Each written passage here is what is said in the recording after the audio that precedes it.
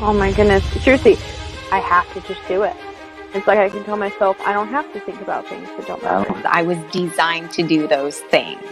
How the hell does this guy know this about me? It's impossible to not see. When Dan read for my sister, she was like, he's psychic.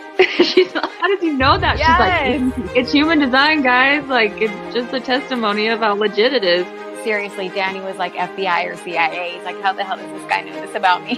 Having my chart read, there were just thing after thing after thing that I was just like, wow, that's me. This man is reading me and I've never met him before. I was in the midst of one of the biggest emotional waves I've ever been in my life, and he saved my life. It seems like everybody has the same reaction. It's that aha moment, and they want to find out more. Hello, everybody. Welcome back to another episode of the Human Design Advantage podcast. My name is Jen, and decoding the matrix for us is Danny Guru. Jennifer, how are you? Good. And we got Savannah on with us tonight. Hi, Savannah. Hi, how are you guys? Not too bad. I see a little, I thought I saw a baby in your arms. No babies today. My husband was able to take my youngest, so hopefully no interruptions. All right. Coolio. Well, we know how it is just in case. So Yeah. It's all good. Before we dive into tonight's episode, it's a little bit different from our traditional Wednesday nights. We're going to be going over a New Year's resolution, human design style. So I know both of y'all are excited about diving into this topic. So before we do that, you guys know what to do. Make sure you like, subscribe, and follow the show. Today is December 28th, and if you are looking for the slides, you will be able to find them in the comments when we are done. I did not have a chance to upload them, but they will be uploaded. So with that said, all right, Dan. Yeah. So every year we do I have been doing a New Year's resolution. One of my teachers taught this to me years ago, and it was following the 4 gates that lead up to gate number 41. So as we go around the wheel, we've gone around this wheel before, right? It goes round and round. We always keep going around.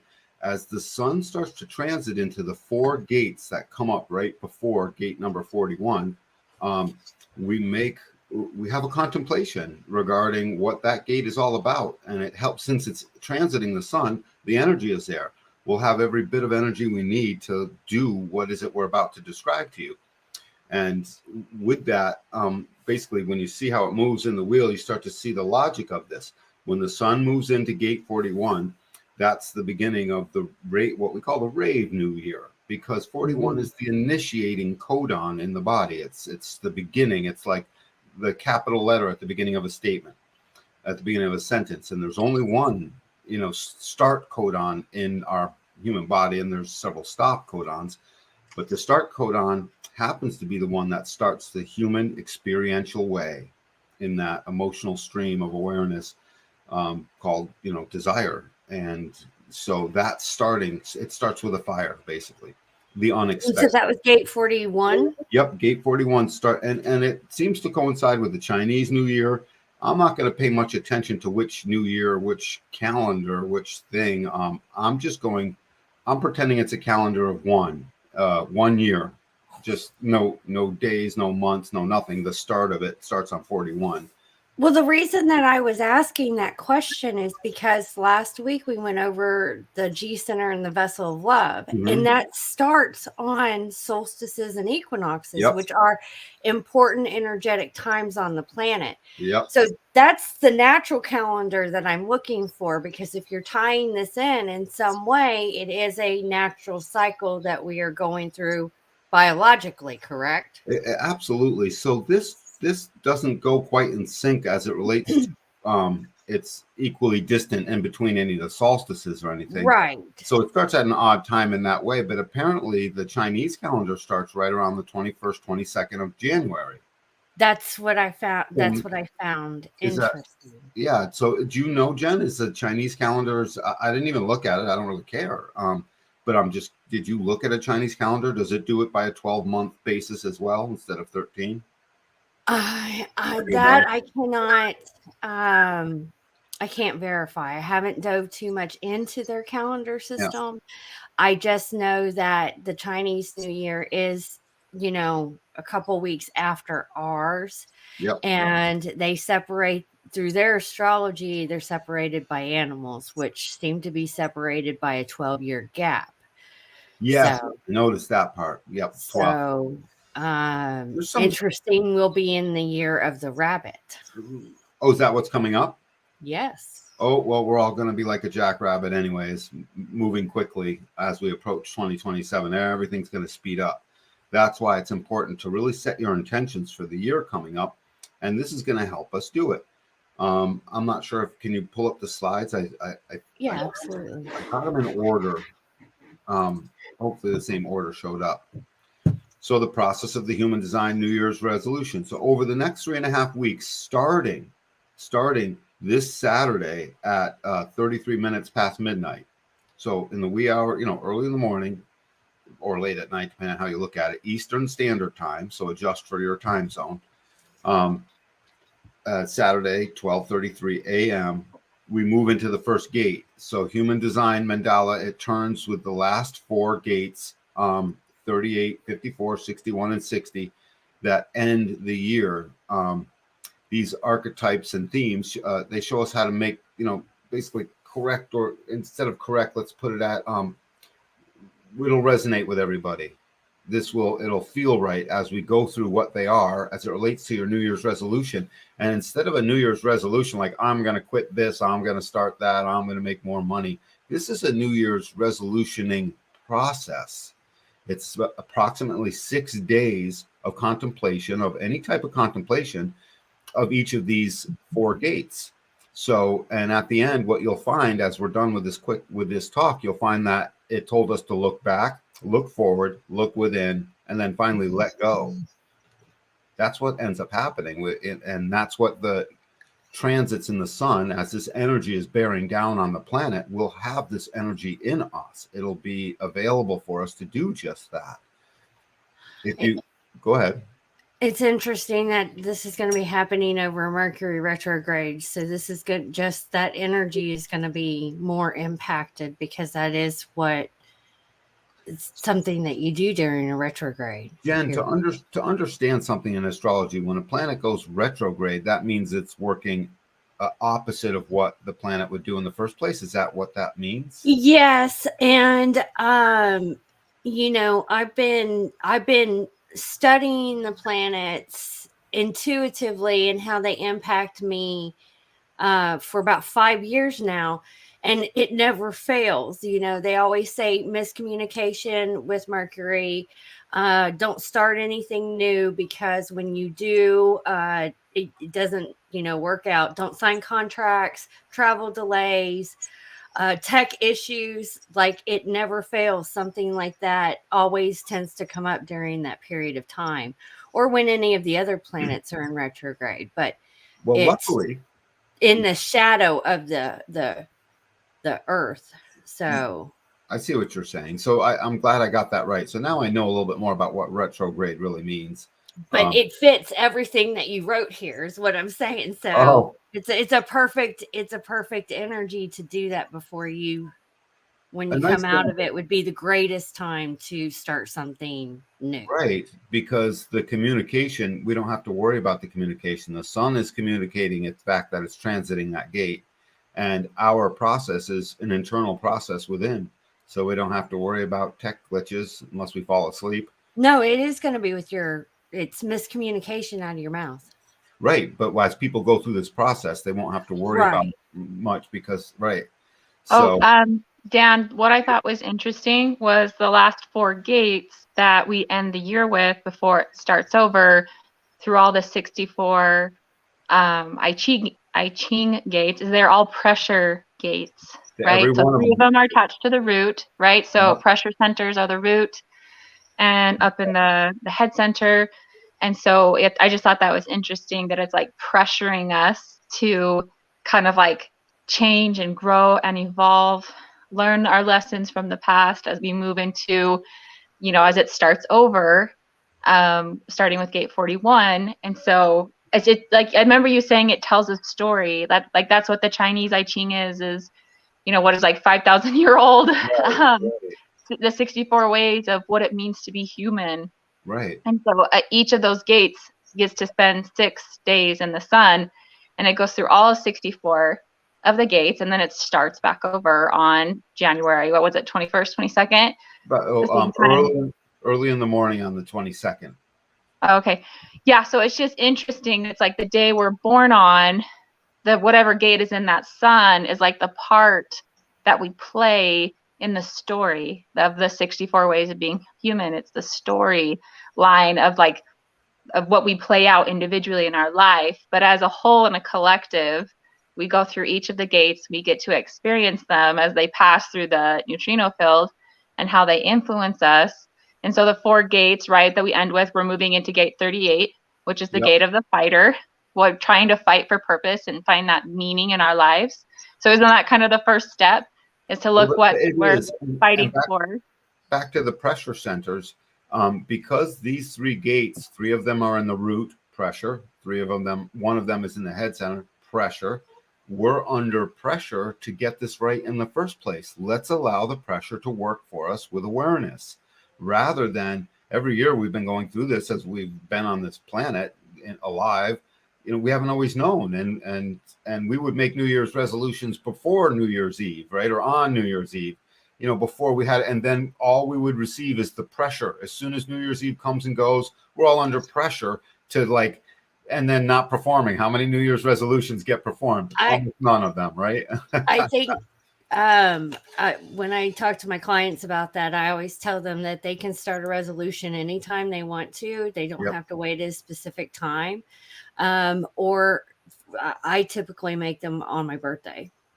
Right. Because it is a present to myself, because that's what a resolution is.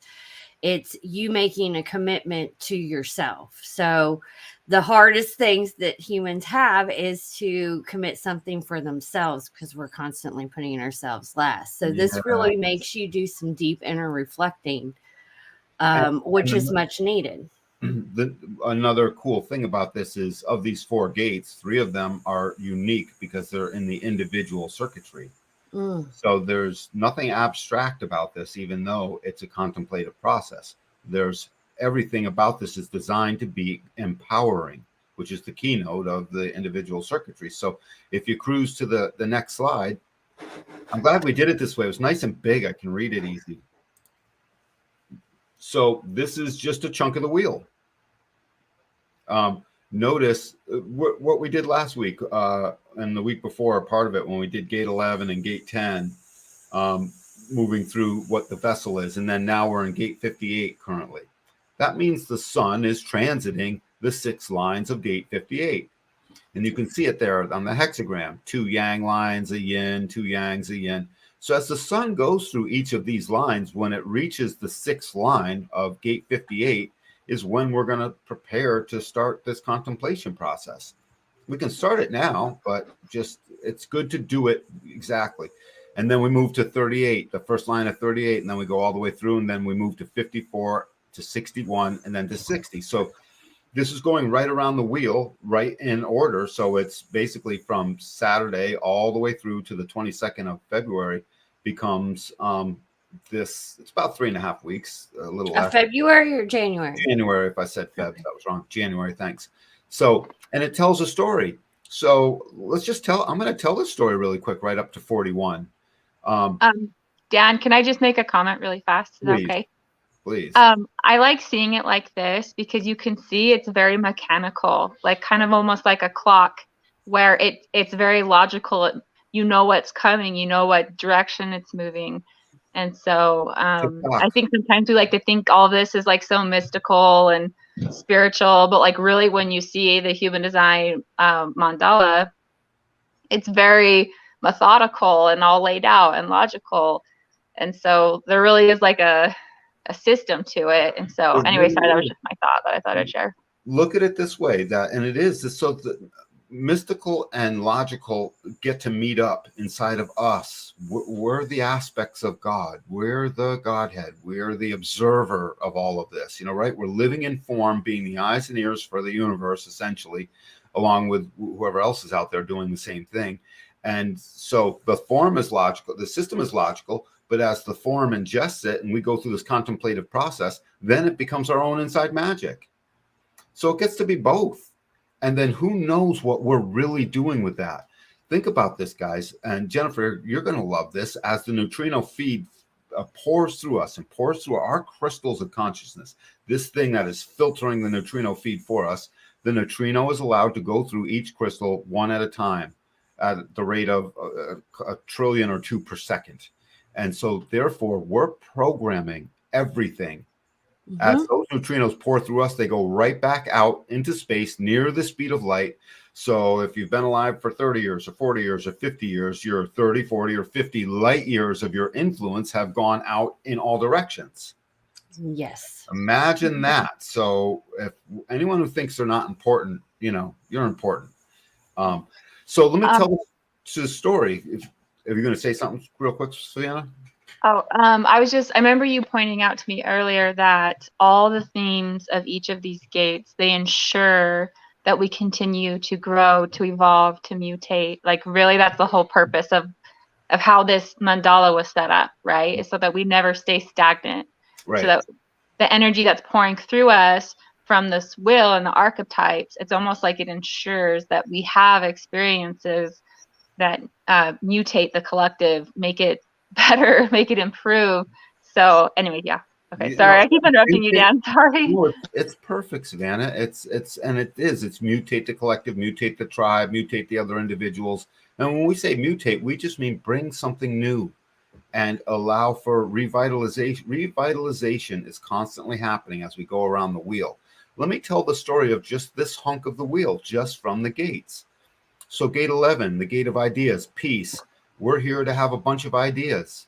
We come out of Eden and we are placed onto the land and soil, and we have to actually fend for ourselves. And suddenly the ideas come pouring in to keep us basically alive and have the stories be told.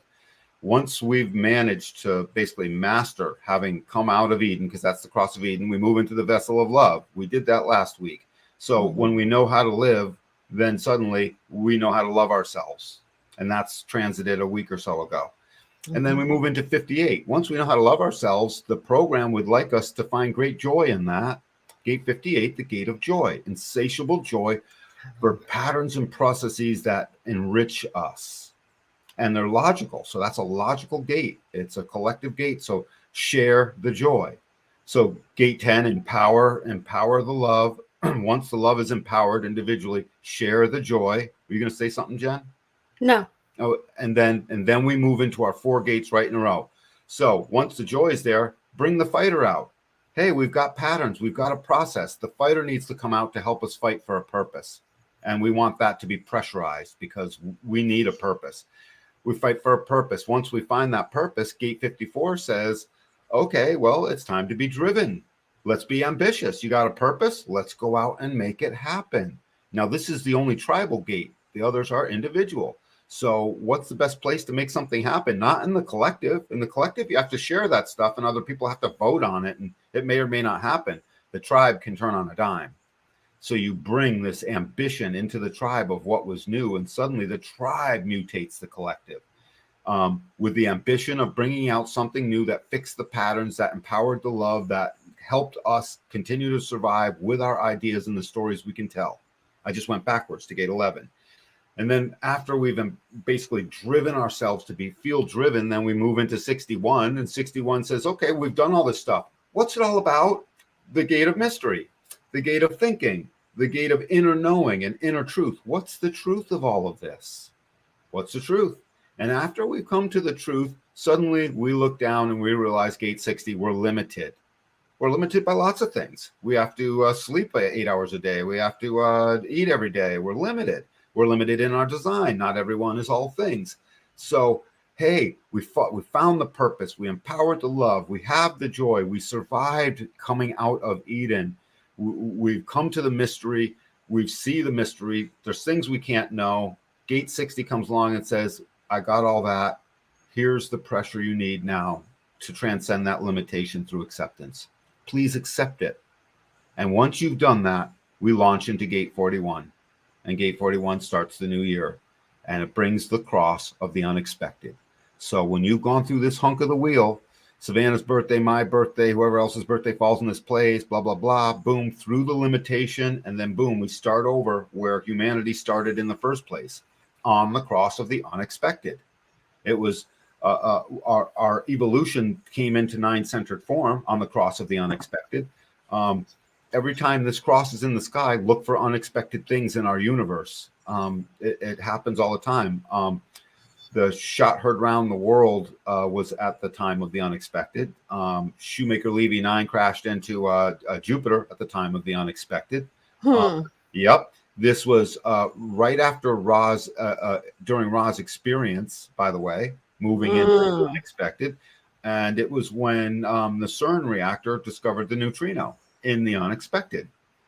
Oh, how interesting that is. Lots of these. So, by the way, the unexpected is coming up starting at January 22nd at about 1:30 or 2 a.m.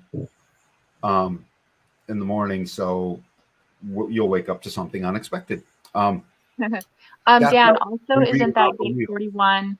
It has to do with like imagination and kind of like dreaming up, right? So we start all the way back over, kind of like back in the mind.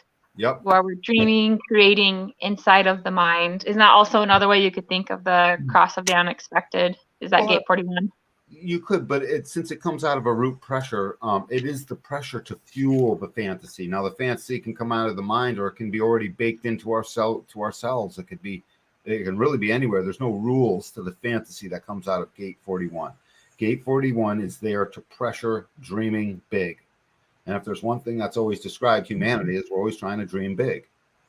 Everyone wants to dream big. I mean, that's what we do. So if you cruise to the next slide, this is the motion around the wheel that we're doing.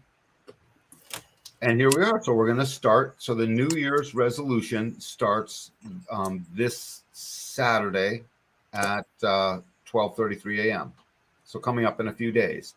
Saturday morning, when you wake up, 1, 2, 3, start this process. I put the good times and stuff in here. Oh, that was actually a good idea. Yeah, it's going to come in handy. It's going to come in wicked handy, actually, Jen. So here we are, root pressure, gate 38. As we move into gate 38, it's the pressure to struggle and fight for that which gives us purpose.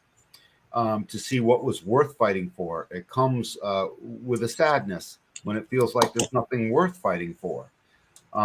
For these 6 days, the 6-day contemplation starting Saturday the 31st would be what was worth fighting for. So remember in the beginning, right now we're going to look back. So on the first 6 days of this contemplation process of this New Year's resolution making, we look back and don't try and rush it. Doesn't matter if nothing comes to mind Saturday morning when you wake up and you say, well, I can't think of anything.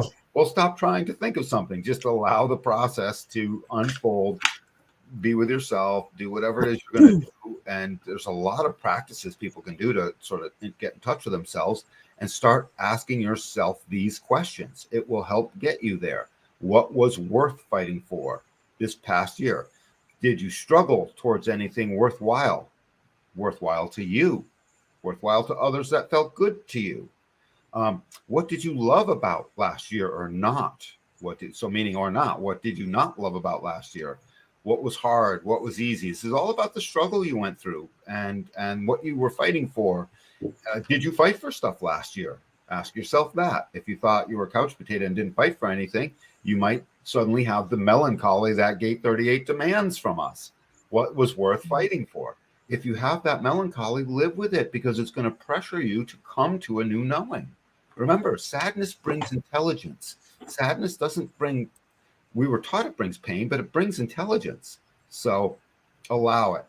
And then what did you love about last year? And did you even love anything last year? I guess I sort of already addressed that. What did you love last year? And did you love anything last year? And we could add all kinds of questions. Anyone else want to throw something out there as it relates to contemplating what the fighter looks at? What was worth fighting for? Is there another way someone wants to say that? My son has this gate 38 in his chart, and so sometimes he is always kind of just starting fights with people, and sometimes they say gate 38 can struggle to they kind of fight with everything, and that can kind of wear them out. Yeah. So sometimes it's like they don't know what are the right fights to pick. So really that's kind of like the lesson also of gate 38 is like, don't fight with everything and anything. Right. Why don't you just fight with the one thing that matters and is going to bring you real joy and satisfaction? And so I think that's kind of what I think about is like, are you wasting your energy on things that aren't really important or aren't really worth it? I guess that could be how you could also that's part of the think about gate 38. What was that? That's part of the contemplations. As you go, yes. What were you fighting for? It will become apparent. Oh my God, that wasn't what was worth it. What wasn't? So really, finding that meaning behind it, because like what gate 38 says is if we can find what's worth it and what's important, then that will kind of drive us to keep going when it gets hard. So finding that purpose will help us keep those resolutions that we're making to ourselves in the new year. I want you to notice something very specific here. Notice on this, what we're looking at is the root center in the middle here. The wheel started at 58 and it goes in order 38, 54. So all of this process is being fueled by the side of the root center that communicates with the spleen. This is about our awareness, intelligence in the now, our own human survival, our survival as ourselves. So none of this contemplative process actually touches any of the other collective circuitry. It doesn't touch the abstract circuitry. It doesn't touch, it doesn't even go into the logic circuitry technically, except 58. And it doesn't go into the emotional solar plex center. And it doesn't go into the ego. Yeah. Something I thought was interesting is because gate 58, 38, and 54, they're all Capricorn signs. And Capricorn is more like type A, good with money. I feel like all three of those gates help explain. You said workaholic, I think, right? Not alcoholic. Yes. Workaholic. No, workaholics, career related, good with money, very grounded. They can be stubborn. And Capricorns, I mean, they're represented by the devil and the tarot card, and there's a reason for that. So they do have a bite side to them as well. That's why. Yeah. Go ahead, sorry. Oh, that's just, I feel like that's totally gate 38. They can be incredibly stubborn. Yes.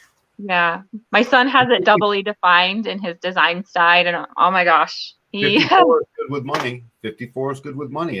This is the tribal material way. This is the fuel that initiates the tribal material way.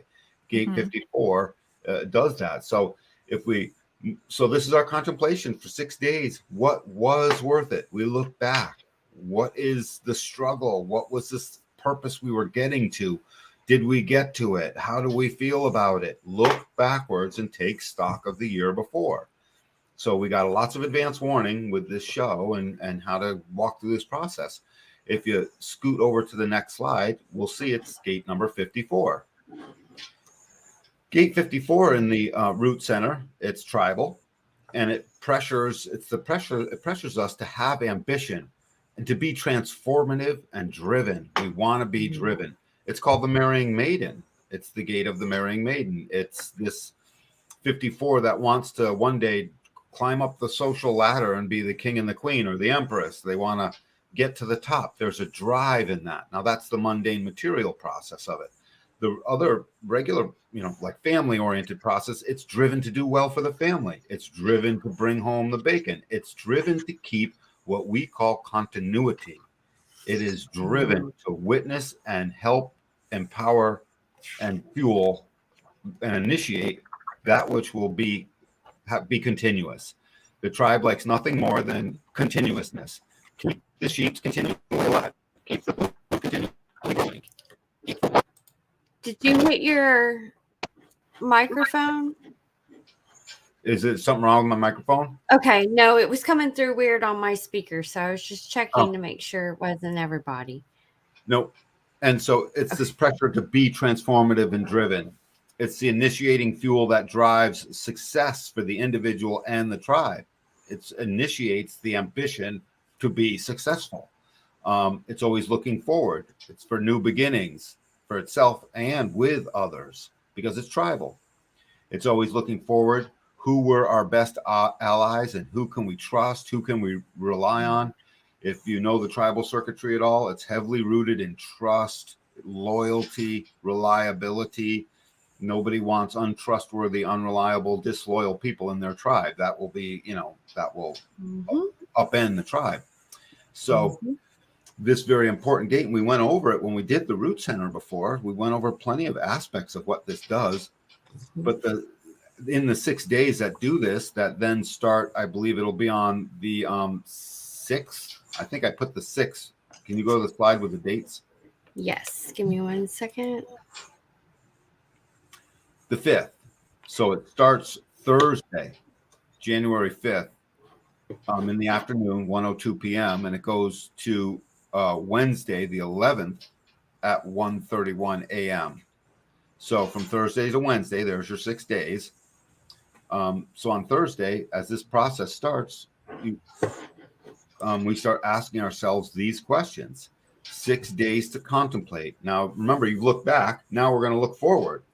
And we do that by looking inward. We look inward and look around to see who and what are those forces around us that have been there for us.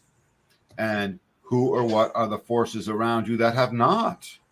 There might be ambitious, where might your ambitions take you this year? So where might you drive to this year? Again, this is the gate in a channel of being driven. It's called the channel of transformation that this gate is in. So it's about being transformative, materially transformative.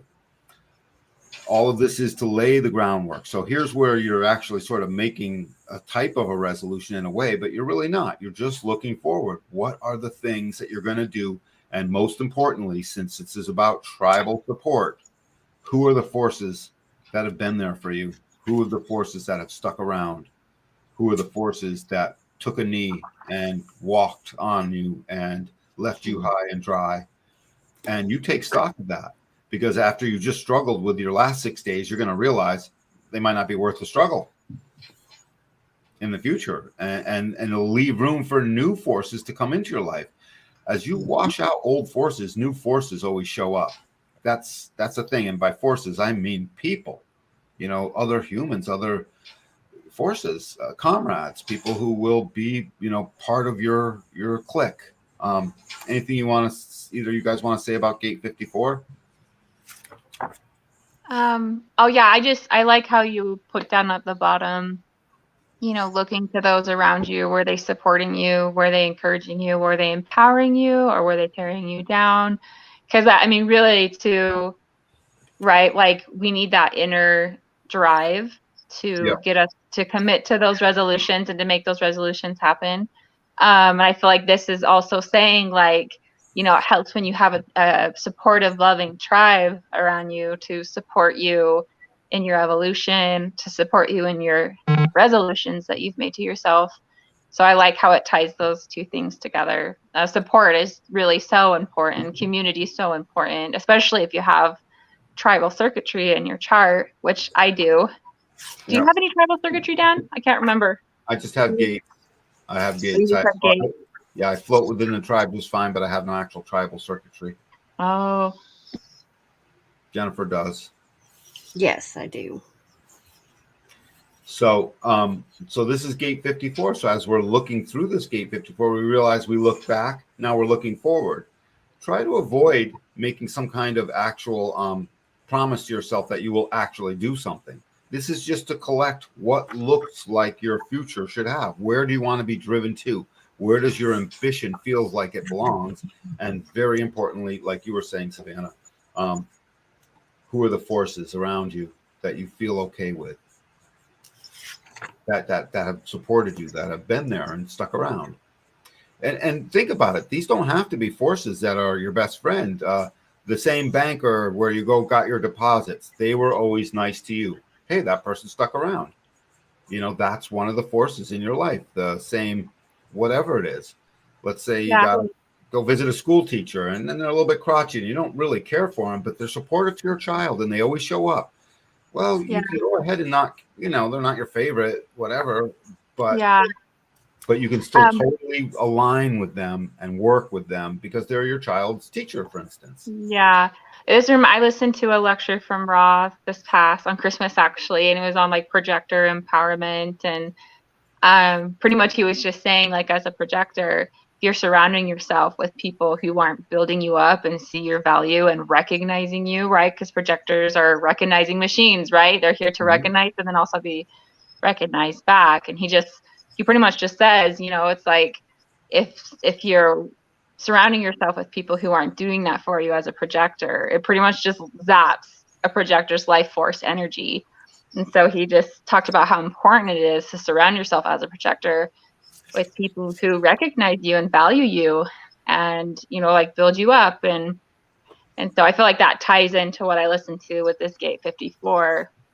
And the lesson with it is surround yourself. Are you surrounding yourself with a tribe and community that loves and supports you and wants you to succeed? Or are they tearing you down, making life difficult? Like, it's okay to, hold boundaries with those people and, not give them your energy. Like, I've had to do that with some family members where it was just kind of like a toxic environment. So I feel like that's kind of the lesson of Gate 54 is surround yourself with people who build you up and see your worth. So yeah, sorry, that was long. Yeah. I agree with it all. Let's check the date of the next one. So now we're moving from 54 to Gate 61, the inner truth, the mystery of it all. And so Gate 61 starts then on the 11th, Wednesday, January 11th. Sorry. At what time was that? At 1:32 a.m. Okay. So back onto the gate.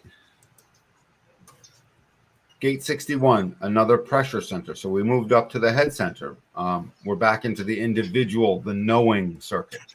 We started in the knowing circuit. We've come back to the knowing circuit, the individual circuitry. This is a pressure to become aware in the now. It pressures thinking and mental awareness, and the process that brings new knowing into existence, a new clarity or a new rationale. You be able to come up with a rationale for your new knowing. It's a pressure to know stuff. It's mutative. It's always bringing something new. And it lives in the pulse. We've gone over this before when we've talked about the circuitry. All individual circuitry, has melancholy, period. And its creativeness lives in a pulse. It's independent of us is the important thing. It lives in a pulse where this inspirational pressure comes in its own timing, independent of one's will or desire to have it. So how many times we all be like, dude, it's on the tip of my tongue. I want it to happen already. Yet we have to wait for the creative pulse to show up. It's part of the life force that we call the channel of awareness, the design of a thinker. This is a person who is pressured to solve the mystery, their own little mysteries, big mysteries, medium mysteries. And there's an insanity that comes in with all of this. When it's under pressure, it needs to start to know, is that the pressure to know something that I already know? Is it the pressure to know something I'm supposed to know? Or is it the pressure to know something that I do not know or cannot know? So this is a 6-day contemplative process starting on the 11th that makes us start to realize, what do we not know and what don't we need to know? There's lots of things we don't know the answer to. Why does chlorophyll actually work differently than everything else once it hits a green plant leaf? What are some of these processes? We know there's lots. We know the processes. We just don't know why they're the processes. I say go to the Bible or just look at creation in the first place, and you'll realize there's Mhm. answers as to why. But so during this contemplation, you're under pressure to know, and it can drive you mad when you don't know. The sadness is I'm under too much pressure and I'll never know. That's the sadness that comes in. So if you're experiencing the sadness during this 6 days, you probably will at some point, allow it. This sadness makes you intelligent. I'll keep saying that each time. So this 6-day contemplation is looking deeply within your past, present, and future. I know it's about the now, but since it's the thinker, it can think about anything. There's no rules to it. So you're allowing yourself to go through what you know, what you can know, and what you cannot know. Past, present, and future to unravel what the mystery is or was regarding the last 2 gates and regarding the previous year and the year coming up. So you've gone through this what was then process. You've gone through the what's looking forward process. Now you're going through a what's right now process as it relates to past, present, and future. So allow this to come in. And it's always regarding your right now. And one of the big ones is, how can you know? What is knowable? And what do you know that you didn't know before the relation happened? So what do you know now that you didn't know before you started to do this? I like to put it as, what do you know? And if I had enough room, I guess I would have added another question. What are you trying to know that's unknowable? Please add that one to the list. What are you trying to know that's unknowable? Is there something because it'll drive you crazy? I'm trying to know the unknowable. It's important. I can't move past this moment.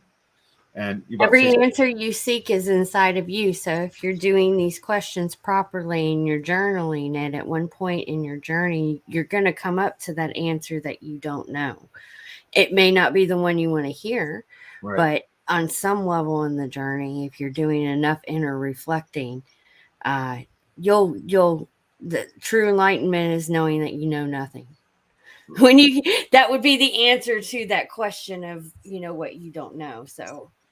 Well, very much so, but there are things that we don't have the capacity to fully know. So far, I don't know what they are because I'm not thinking of one right now. I know what you're saying. Yeah, so it's both though, Jen. It is both, and they'll both work out inside of people, which is a good thing. Oh, Dan, can you repeat that? Sorry, that question. I just went and grabbed a pen and paper. What were you saying that one question is? What are you trying to know something that you cannot know? Okay. I mean, come on, not describe. How about this one? Does she love me? Does she love me not? Right? Yeah. Is it almost? You're not that perfect. Is this gate pretty much just like accepting, like not knowing the answer, just kind of surrendering to ultimately not having all the answers? Is that kind of also? Ultimately, it demands that. It does demand that, but it's not fully the acceptance yet. It's still the not knowing. So, it will be a form of acceptance as you start to recognize you cannot know. You know what? It is that I just picked a really good one. A guy or a girl is asking, does he or she, the other person, do they love me? Right? When we fall in love with someone, do they love me? You can't know. You got to do the time. It's a mystery. How could you possibly know? So is it kind of like a self-reflection gate? Oh, yes. Yes. Mm-hmm. So it's kind of saying for New Year's resolutions, it's good to kind of go inward and reflect. Is that kind of the essence of Gate 61? Absolutely. You go inward and reflect on what has been your inner truth.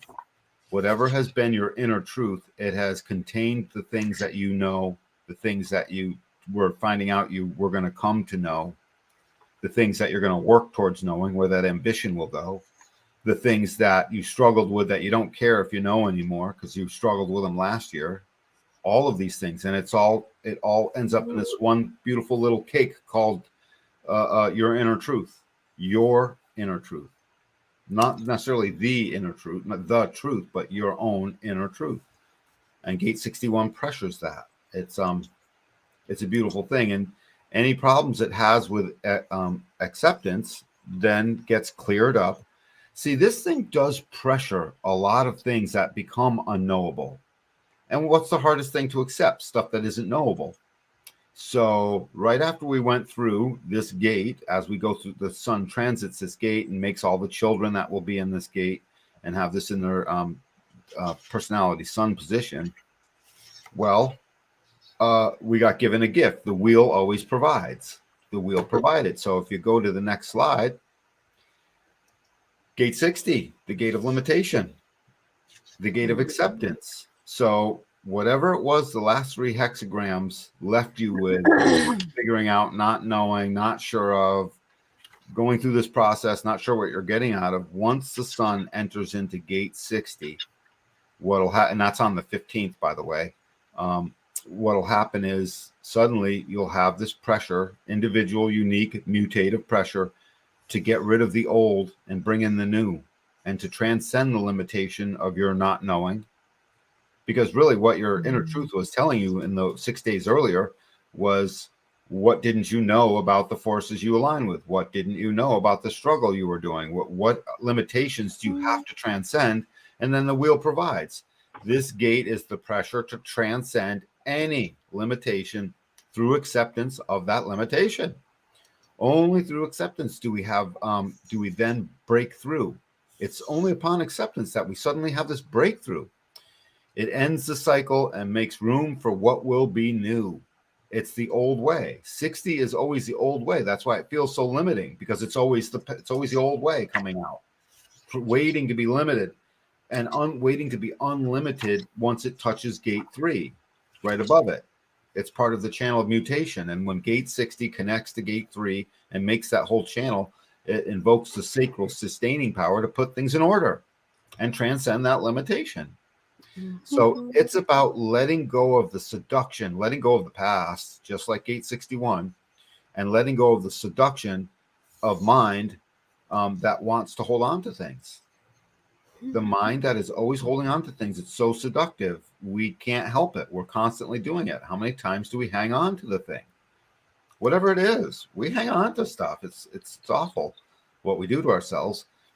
I sent you guys both an audio. Did you get it, Jen? I sent it earlier this afternoon. Yes, I did. Thank you very much. Yeah, it's such a good one. It's the lessons of the left. It's from the left. It's about the arrows and how when the arrows are all pointing left, that's where we came from. And it speaks to exactly what we're speaking to tonight. It's really amazing. So as we're letting go ahead. So Dan, is gate 60, could it also be like sometimes you're holding on to the self-limiting beliefs about yourself and all day long? Right, because I know sometimes that can hinder us from change or moving forward when we have, these self-limiting belief systems that we can't do something, or I can't think of one off the top of my head, right? It's the negative self-talk that you tell yourself. Women can especially pick it out. What do you tell yourself when you look in the mirror? Those are where your limiting beliefs will most likely come up. Mm-hmm. That's a good point. Is that true, Savannah? That sounds true. Yeah. I don't know. I've seen it in every one I've ever known. I know what you mean, Jan. It becomes a bad habit, and that's where Right. it gets implanted into the subconscious. So you're not really paying attention to it because it takes mastery to pay attention to what your thoughts are, and you can do that through meditation and understand that you are not your thoughts, but your limiting beliefs will really start to stem from your childhood, what you were told in school, indoctrination, religions. All of that stuff can stem from it, and it's really what steps in your way from you achieving your greatness, because you're letting the limiting beliefs programming run and dictate your life. So well, think about that. So that just says, as we enter into gate 60, as the sun enters into gate 60, prepare to transcend these limiting beliefs. Prepare to transcend the moment that was so difficult. Prepare to essentially let it go. yes. And you'll have the energy in the sky via the sun transiting this gate for 6 days to help you do that. As it inches itself through every line, you'll be able to investigate what that is. You'll be a natural at it. Next thing you know, you'll be mutatively bumping into various ways to trial and error with that. And then you'll be telling people about it. And then suddenly you'll be able to universalize it. And last, you'll be a role model of what that is. Yeah. And if anybody needs help digging deeper into that, they can always send me a message and I can help with that too. Overcoming the limiting beliefs. Yeah. It's a big one. It's not an easy one either, but it does help a lot when you start to realize what you are telling yourself pretty much all the time. It's paying attention to the internal conversation that you're having. So is a good start. But in the mirror work, I will tell you, is one of the most transformational shadow work that you could do. Even getting on camera, that's a great example of doing mirror work, especially people that go back and either watch their videos or, it'll start to bring up stuff inside of you, but it also helps with your self-confidence. So. Yeah. Well, I've never done mirror work, or I have done journaling where you just do like a brain dump and just write out everything you're feeling, the good, the bad, the ugly. And then usually you can, I've just done this. I'll pick out you can usually find the self-limiting beliefs just in your journal dump, and then try and, release those, find what are my self-limiting beliefs. They could be anything from, I'm a failure, I'm not enough, I can't have this, I'm not worthy of having this. I mean, I'm just thinking of some of the ones that I've wrote, and then on the other side, writing, the opposite of that self-limiting belief. And I've seen some people do some like tapping and doing a script to help like release that, because the tapping, it taps into those meridian points in the body, the energy system in the body and the nervous system. So I've done that. And then, but I also think sometimes we have blind spots. Like sometimes we can only get so far by going within. Sometimes you need someone outside of you to help you kind of see those blind spots. And I think that's why like a coach would be awesome, or a human design coach, right? Because sometimes they can see things that you might be missing, by yourself. And so sometimes it's nice to have a sounding board and someone from outside to kind of look in. So I think that's another great tool. I think human design is a beautiful tool to find our blind spots, because sometimes we don't want to acknowledge they're there or admit they're there, because sometimes it's not very pleasant, right? To see things about yourself that are unhealthy or, toxic or whatever. And so I think human design and having a coach kind of hold your hand through that is another great way to work through those self-limiting beliefs about yourself and helping you break through those blocks. So it feels very limiting, and it certainly can a lot. And the thing is, this is the gate of transcending that old limitation. Every limitation you have is indicative and defined by the old way, because it was whatever was, and now you're trying to not let it limit you anymore. So it's inherent in the description. It's about the past. So that's the old way. And during these 6 days, you're going to can you let go of the past? Ask yourself this question. Can you let go of it all? Will you give yourself the gift of accepting that which was in order to start clean this year, in order to start anew? Can you give yourself that gift? Do you want to give yourself that gift? And if you're a generator, let someone start asking you questions along the way. I love the questions you just asked, because I feel like it's asking us, are you being accountable, right? Are you still blaming people for what happened in the past? Or are you kind of releasing that and accepting your accountability and how you contributed to that? And then I feel like that's this what it's kind of asking, is accountability.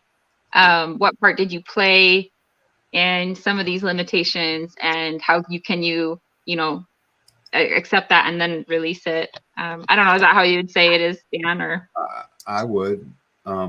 I think that's a good thing to do on a regular basis. That's why I like Ho'oponopono, because whatever you are experiencing on the outside of you is a result from what's going on inside of you. So I like doing nightly check-ins on, asking myself these questions, because it helps bring up a lot of things, especially if you're going to get into, doing a transformation within yourself. So these are excellent, Dan. They're great journal prompts. They're great things to meditate on in the mornings and in the evenings before you go to bed. And it's a nice flow of how to really ask yourself important questions before new energy starts to come in. Jennifer, I had the most amazing Yoap Ho'oponopono experience today, right after the workers were leaving. I spent almost a half hour on it, and it was just such a relief, as I know I have gate 60 in my body graph. So I have a constant limitation nagging at me, even if I don't know what it is. And every time it shows up, I'm suddenly under pressure to approach that limitation and try and find resources to do something with it. And it's in a pulse. Again, individual definition in a pulse. So I ho'oponoponoed it away and to get myself in a nice, even keeled spot.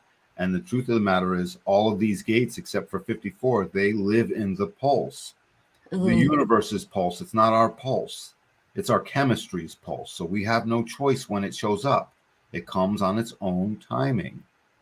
Period. So I love what Dr. Lynn said, and this goes back to the questions that you're asking yourself that you don't know what the answer is. So, when we are experiencing things in our outer world, I am a firm believer that it's something from within, but most people don't know what that is. And that is okay, because it could be stemming from all sorts of different things, something that you created. It could be a human design aspect of the energy flowing through you and your mind trying to make sense of something at the time. It could stem from, past life karma, if you believe in that. But that would be a question that you can't answer. But this is a great opportunity that when you have that experience to Ho'oponopono it away. Thank you for sharing your experience. It's been life-changing in my world. It's one of my favorite. Yeah, I discovered it in 2016, Jennifer. And as soon as I saw Hugh Len talking, I realized, oh my God, he's tapped in. So I watched him over and over and over again, like my obsessive self listens to human design recordings. I turned into a freak. Yes, it's get out of the law of memory and data and into the law of inspiration. Well, that's what was asked of us in the last hexagram, to become inspired. That's what the head center does. It's the pressure to be inspired. It's the inspiration of the planet and ourselves is running through it. It's the pressure to translate existence. In that translation, we will find limitation. As we find that, the wheel provides the sun entering and transiting the gate of limitation. That genetic proclivity that we all have to transcend that limitation through getting out of the mind and recognizing I can simply accept it. So ask yourself, am I not accepting my limitations? Do I have limitations? Does it matter? Do you really care?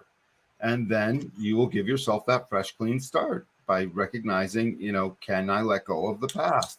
And if you come up with no, let that be the answer. It doesn't mean you won't keep this process up all year long. Yeah, right. 60s in the world, all these gates are in the world. They're all around. We live with them. They're transiting. They're all in our cellular memory. We have access to all of them, even though they're not imprinted into our body graph for our own unique, differentiated way. We're aware of all of them. Let this gate of limitation do what the pressure and the fuel it is that says it can do. Don't forget, this is the adrenals of the body. It's the adrenaline pressure to accept. We're under pressure to accept stuff. So as we fight that acceptance, think of how sick we make ourselves, To fight accepting that which you are limited about is to, invite sickness and illness and an early grave. So do these things. And I guess, is there a last slide? No, just with the dates. Right. So and then gate 41 starts the new year. I have gate 41. Yes, you do. In an open root center. Yep. Yes. So So when that pressure starts coming in, for me, when that pressure comes in, I just feel limited. When your pressure starts coming in, it is what will I dream up next? Ultimately, we're always acting out these themes, and being aware of it, seeing it, is allows us to live with it and accept it much, much better. And so at 2:39 a.m. on Sunday, the 22nd, Shazam. So when you wake up Sunday morning, wherever you're at, um, we move into the cross of the unexpected. So we move out of the cross of the Maya, which is where out of the cross of the laws, which is where gate 60 is, into the cross of the Maya. Into the cross of the unexpected. So after the law, once we've established the law, we can withstand the unexpected. Boom. that sounds like me. Well, it sure does, actually. It sounds like you, Jen. Sounds like me a little bit, too. Awesome. That was fantastic. Happy New Year, everybody. This is a great way to usher in our new year. I think it'll be wonderful for everyone. And it's 6 days. You don't have to worry about, did I get it all done in the assigned hour I was given? You don't have to. You're in no hurry. It's not your pressure. It's not right. We do have some comments. Sorry, guys, I did not see it. Shakti says, "Hey, guys, great to see you here." Jessica says, "Limiting beliefs are like a game virus. We have all the codes we need to take control of our thoughts. Our brain is a supercomputer, and this is the owner's." Absolutely. I 100% believe in that. Hi, Jessica. Let go of the past. I cannot let go of my near-death experience. Is that what ND is? Yes. Yes, I can understand that. Why would you want to let go of that experience? If you had the experience, let it stand.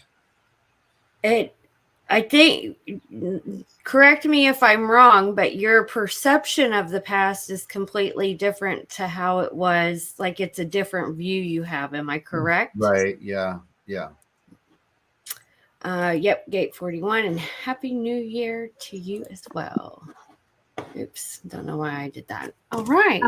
One thing about limiting beliefs, since we've been kind of on the topic, I feel like it's nice to also look at your human design chart, and sometimes it can help explain why you have a certain fear, why you have a certain self-limiting belief. And so sometimes it's not always from our past. Sometimes that's just, right, those fears, the self-limiting beliefs are here to spark that awareness.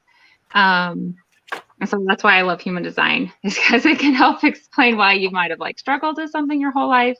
And then also, our nervous system, our body holds those belief systems. And so sometimes we think we can think our way out of it, but we really can't. We have to do these, embodiment practices to help heal our nervous system, so that then it can help, shift the mind once we can calm the body and, release. And I know that this isn't really like a human design topic. No, but it is. It's all important because it all blends in, Savannah. As we know our design and our owner's manual, we then practice these things much better.